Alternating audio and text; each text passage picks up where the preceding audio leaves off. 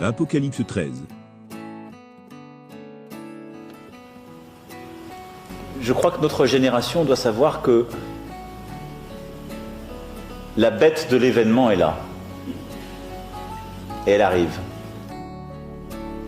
La bête de l'événement est là. Et elle arrive. La bête de l'événement est là. Et elle arrive. Vous allez voir. Le dragon transmet son pouvoir à la bête. Apocalypse 13, 1 à 10. Et je me tins sur la grève de la mer. Alors je vis surgir de la mer une bête, ayant 7 têtes et 10 cornes. Sur ses cornes 10 diadèmes, et sur ses têtes des titres blasphématoires. La bête que je vis ressemblait à une panthère, avec les pattes comme celles d'un ours, et la gueule comme une gueule de lion. Et le dragon lui transmit sa puissance, et son trône, et un pouvoir immense. L'une de ses têtes paraissait blessée à mort, mais sa plaie mortelle fut guérie. Alors, émerveillée, la terre entière suivit la bête. On se prosterna devant le dragon, parce qu'il avait remis le pouvoir à la bête. Et l'on se prosterna devant la bête, en disant, qui égale la bête, et qui peut lutter contre elle?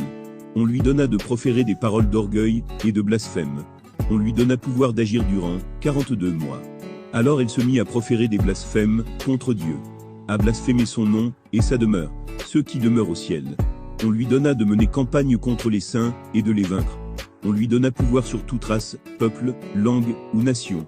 Et ils l'adoreront, tous les habitants de la terre, dont le nom ne se trouve pas écrit, dès l'origine du monde, dans le livre de vie, de l'agneau égorgé. Celui qui a des oreilles, qui l'entende. Les chaînes, pour qui doit être enchaîné. La mort par le glaive, pour qui doit périr par le glaive. Voilà qui fonde l'endurance, et la confiance des saints.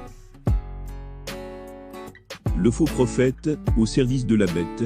Apocalypse 13, 11 à 18. Je vis ensuite surgir de la terre, une autre bête. Elle avait 2 cornes, comme un agneau, mais parlait comme un dragon. Au service de la première bête, elle en établit partout le pouvoir, amenant la terre, et ses habitants, à adorer cette première bête, dont la plaie mortelle fut guérie. Elle accomplit des prodiges étonnants, jusqu'à faire descendre, aux yeux de tous, le feu du ciel sur la terre. Et, par les prodiges qui lui a été donné d'accomplir, au service de la bête, elle fourvoie les habitants de la terre, leur disant, de dresser une image, en l'honneur de cette bête, qui frappée du glaive, a repris vie. On lui donna même d'animer l'image de la bête, pour la faire parler. Et de faire en sorte que fussent mis à mort, tous ceux qui n'adoreraient pas, l'image de la bête. Par ces manœuvres, tous, petits et grands, riches, ou pauvres, libres et esclaves, se feront marquer sur la main droite, ou sur le front. Et nul ne pourra rien acheter, ni vendre, s'il n'est marqué au nom de la bête, ou au chiffre de son nom. C'est ici qu'il faut de la finesse. Que l'homme doué d'esprit calcule le chiffre de la bête. C'est un chiffre d'homme. Son chiffre, c'est 666.